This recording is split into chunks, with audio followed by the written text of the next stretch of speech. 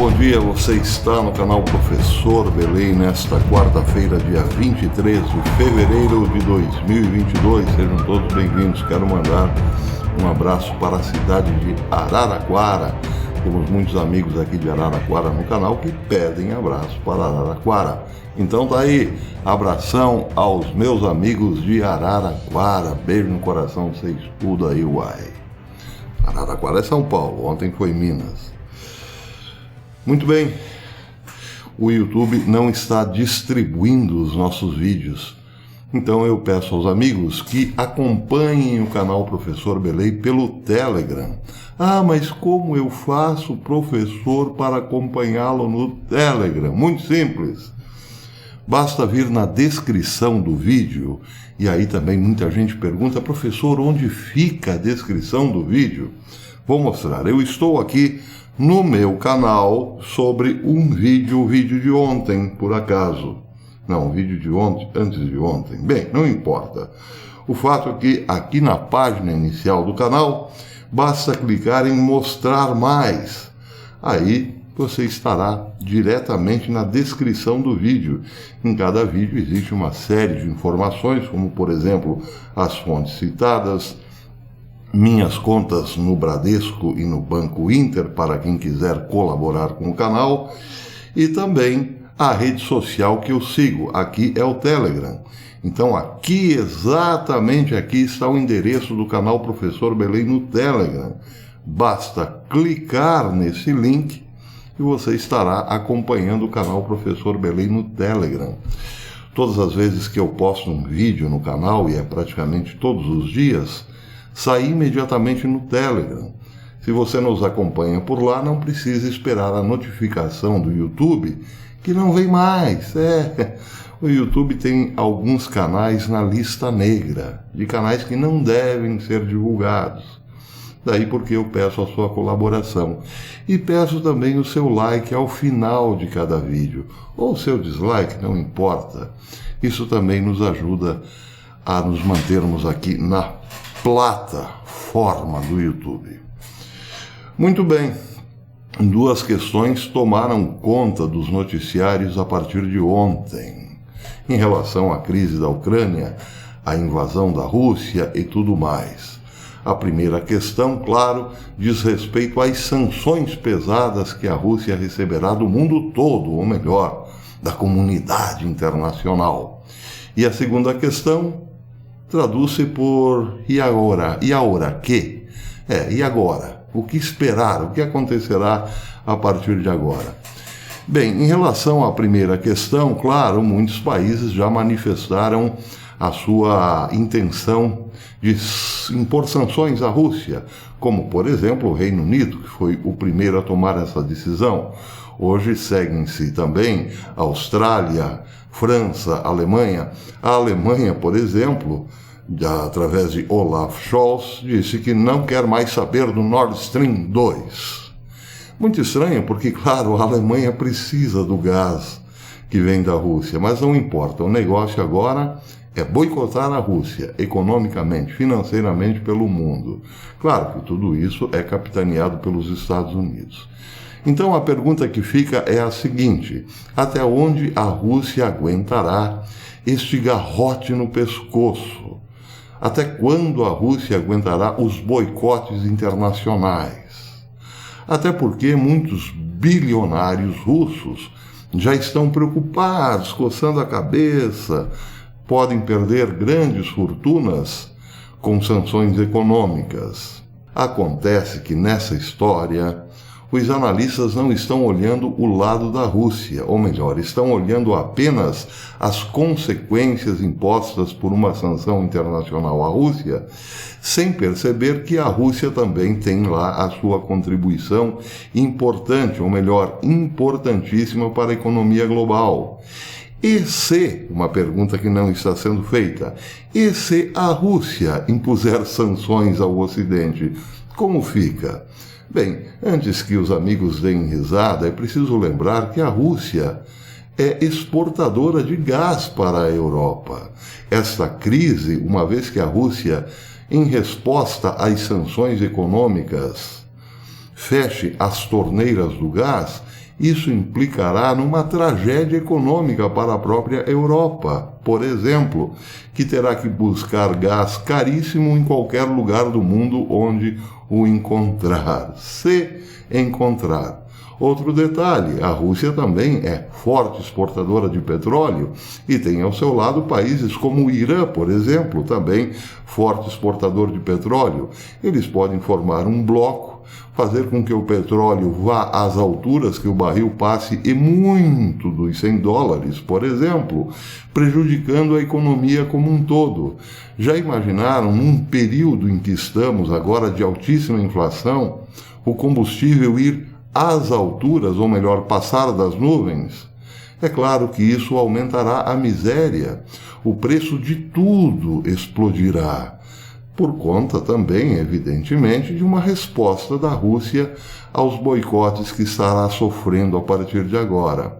Mas tem outro detalhe que poucas pessoas se antenaram ou se deram conta. A Rússia é o principal produtor de fertilizantes do mundo. E países como Estados Unidos, por exemplo, precisam, vejam bem, têm necessidade urgente e urgentíssima dos fertilizantes russos. A Rússia já cortou a exportação de seus fertilizantes, pelo menos até o dia 1º de abril, não venderá para ninguém. E se depois de 1º de abril a Rússia disser, não, continuaremos não vendendo o nosso fertilizante, como fica o celeiro do mundo? Os Estados Unidos é considerado o celeiro do mundo pelo seu cinturão do milho. Essa é a questão que precisa ser feita. Bem, não fui eu quem fiz a questão, que levantei essa lebre em primeiro lugar. Essa matéria, essa pergunta, essa questão, esse problema está colocado hoje no Organic Paper por uma matéria assinada pela escritora Daisy Luther, que diz exatamente o que os Estados Unidos e o mundo poderão sofrer daqui para frente se a Rússia definitivamente parar de vender os seus fertilizantes para os Estados Unidos, por exemplo. Bem, ela diz o seguinte, entre outros pontos da matéria: os Estados Unidos são um importador líquido quando se trata de fertilizantes. Somos conhecidos como o celeiro do mundo por causa de nosso produtivo cinturão do milho, mas não seria tão produtivo sem nossa dependência de fertilizantes de outros países. Em setembro de 2021, por exemplo, os Estados Unidos exportaram 360 milhões em fertilizantes, mas importaram 659 milhões. Isso significa que temos uma balança comercial negativa em fertilizantes em 299 milhões ao mês. Precisamos desses 299 milhões em fertilizantes para que nossas fazendas produzam da maneira que esperamos. E de quem importamos grande parte do nosso fertilizante? Da Rússia. Por que os russos restringiriam nossas exportações assim? Ora, a pergunta aqui é autorrespondível, porque está ele mesmo, Putin ou a Rússia, sofrendo sanções por parte dos Estados Unidos, que acham, por parte do governo americano, que acham que basta apertar no botão da sanção econômica para que, pronto, a Rússia peça perdão por todos os seus pecados e volte dócil ao velho esquemão dos globalistas. Não é assim que a banda toca. A última coisa que quero fazer é começar a culpar os russos, diz ela. Cheguei a um ponto em que acho que muito da culpa dos russos são simplesmente invenções políticas de nossos políticos tentando nos distrair de outros problemas, o que é bastante óbvio. Mas, em relação à dependência americana, especificamente dos fertilizantes russos, diz a escritora o seguinte: para mim, com tantos amigos nas Forças Armadas, vejo a segurança alimentar como altamente relevante para a segurança nacional. sempre pareceu contraintuitivo ser tão dependente de outros países, com os quais podemos ou não ter relações amigáveis. Para nosso suprimento de alimentos, por exemplo. Mas os americanos priorizam o barato e o abundante há muito tempo, em relação a outras preocupações. Daí porque, diz ela, nos tornamos dependentes da Rússia. Só que tem um detalhe: a Rússia não ficará sem vender o seu fertilizante, porque diz a mesma matéria que hoje Brasil e Índia compram mais fertilizantes da Rússia do que os Estados Unidos. Então, se a Rússia quiser vender o seu fertilizante para uns e não para outros, ela tem um mercado muito grande, como, por exemplo, o Brasil.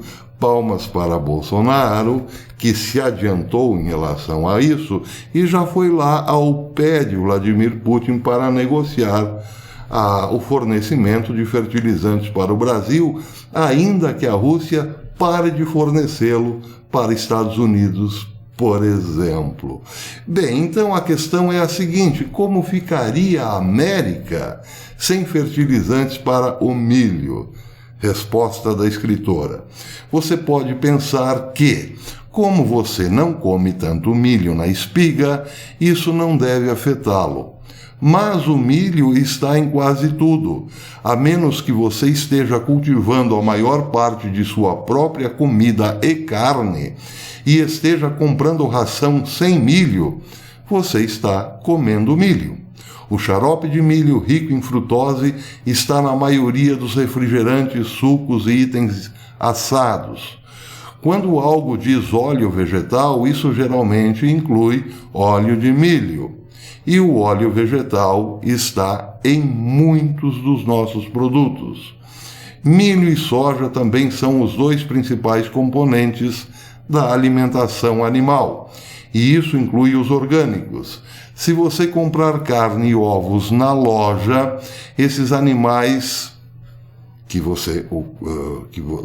o produto desses animais vem do milho, porque os animais estavam comendo milho e soja. Se você acha que está fugindo do milho comprando carne orgânica, pense novamente. Todo o rótulo orgânico aqui significa que os animais foram alimentados com milho e soja orgânicos. Não há como fugir do milho nos Estados Unidos sem muito esforço. Então é isso, esse é um dos aspectos que pouca gente prestou atenção. A Rússia, claro, é dependente da economia global. Sanções levarão sim a Rússia a uma, quem sabe, desesperante miséria ou um aumento quase que inimaginável da inflação. Mas a resposta da Rússia fará com que o mundo atravesse o mesmo problema, já que hoje, por vontade dos globalistas, o planeta é um corpo só. Se alguém lá longe acusar um probleminha, esse probleminha se propagará como ondas num laguinho. Todo mundo será afetado, claro. Então imaginem o planeta com uma baixa produção de alimentos justamente no seu período mais crítico, um período pandêmico, onde os preços das coisas foram para as alturas. Já imaginaram? Pois é. É isso que Joe Biden plantou e todos nós colheremos. Um fruto amargo, sem fertilizante. Até depois.